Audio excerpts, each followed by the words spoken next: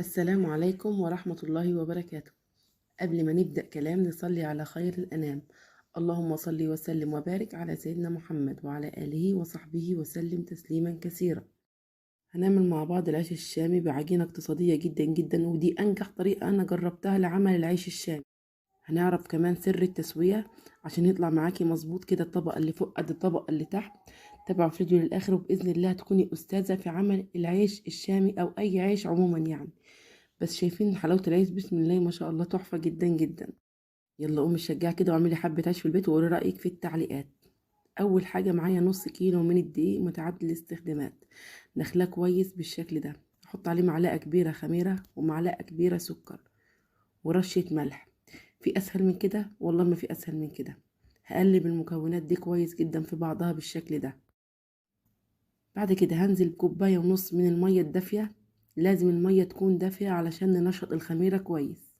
وابتدي اقلبهم كده كويس بالمعلقه لحد ما كده يندمجوا في بعض.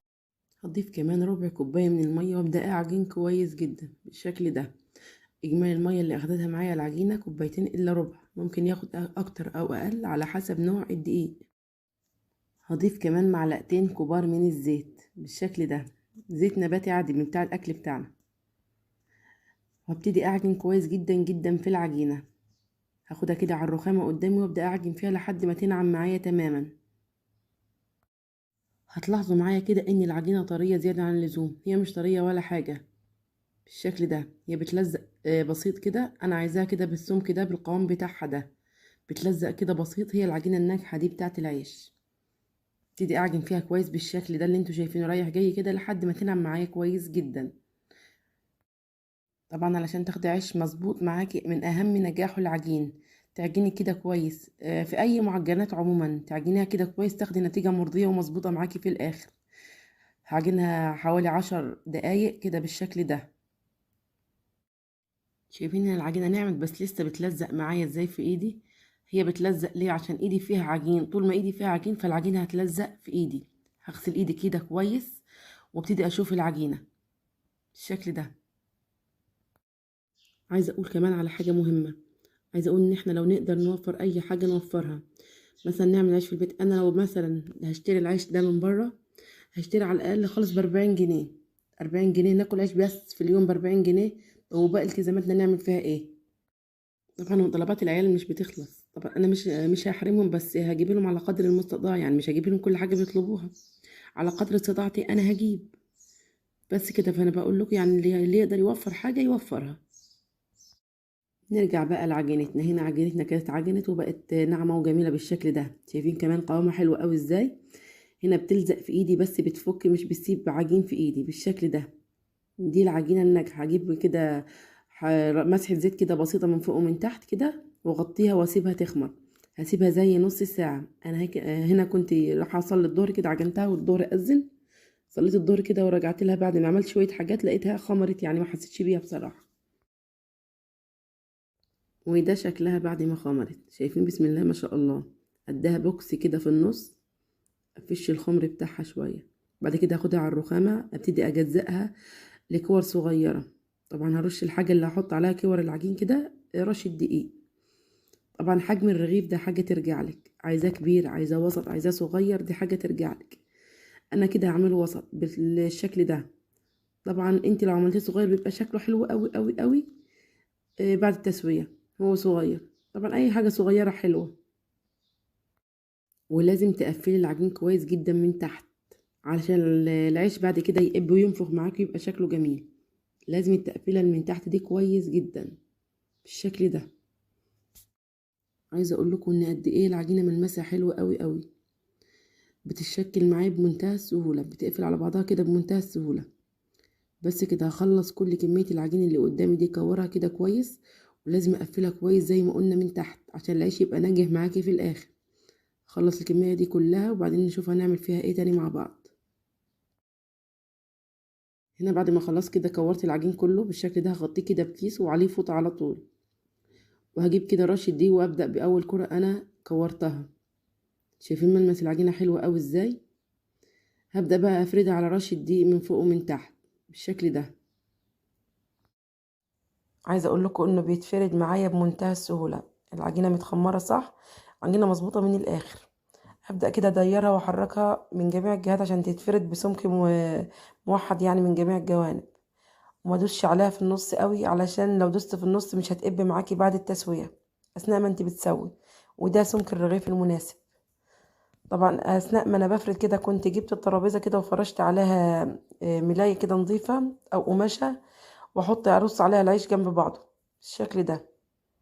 زي ما قلنا انا وبفرد كده احرك الرغيف كده يمين شمال كده لحد ما يتفرد معايا بسمك موحد. وده السمك المناسب للرغيف. طبعا ممكن تعملي كمية من العيش ده وتخزنيها في الفريزر.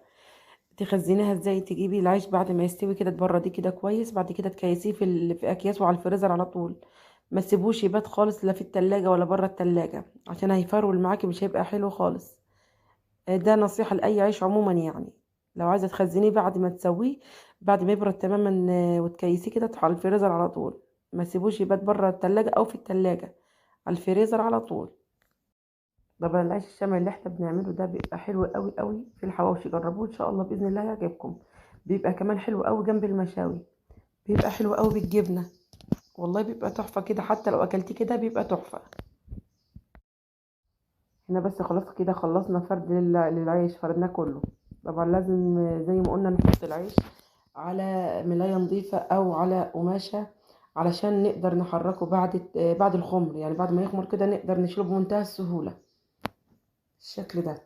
هجيب كمان قماشة نظيفة تاني وابتدي اغطي العيش بيها، واسيبه زي 10 دقايق او ربع ساعة بالكتير، مش اكتر من كده. نيجي بقى لموضوع التسوية.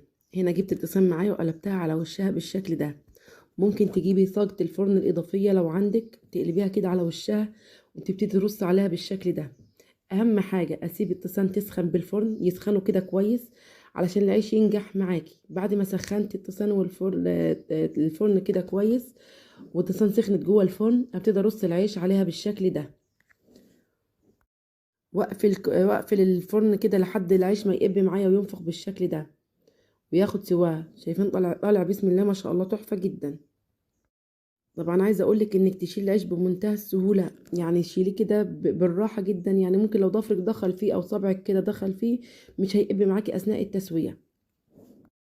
شايفين بسم الله ما شاء الله قد ايه العيش ناجح، بينفخ كله بسم الله ما شاء الله من اول رغيف لحد اخر رغيف. هنا هنعرف نشيله ازاي. همسك كده طرف الملايه معايا وابتدي اقلب بيها الرغيف على ايدي زي ما واضح قدامكم كده، بمنتهى السهول بالراحه جدا علشان ما فيش الخمر بتاعه. وعلى الفرن على طول بالشكل ده. يا رب يكون واضح معاكم وسهل معاكم بإذن الله. لازم نشيله بالراحة جدا بالشكل ده علشان ما نبوظش منفش الخمر بتاعه. لازم الفرن تكون سخنة جدا زي ما قلنا. وده شكل العيش النهائي بسم الله ما شاء الله تحفة جدا جدا. عايزة اقول لكم ان كل العيش قب معايا من اول رغيف لاخر رغيف، يعني حاجة كده تحفة ما شاء الله. تعاملي معاه كده كأنه بيبي كده، شيليه بالراحة كده علشان يظبط معاكي اثناء التسوية. شايفين كمان طبقات العيش، الطبقة اللي فوق قد الطبقة اللي تحت بالشكل. لو عايزه تخزنيه زي ما قلنا بعد ما يبرد كده كيسيه على الفريزر على طول، ما تسيبوش يبات في التلاجة او بره التلاجة علشان ما يفرولش معاكي الشكل ده. وهنا نكون وصلنا لنهاية الفيديو. لو عجبكم الفيديو ما تنسوش تشتركوا معايا في القناة وتفعلوا زر الجرس على الكل علشان يوصلكم كل جديد، وتدوسوا لايك للفيديو عشان يترفع القناة بإذن الله تكبر بيكم. والسلام عليكم ورحمة الله وبركاته.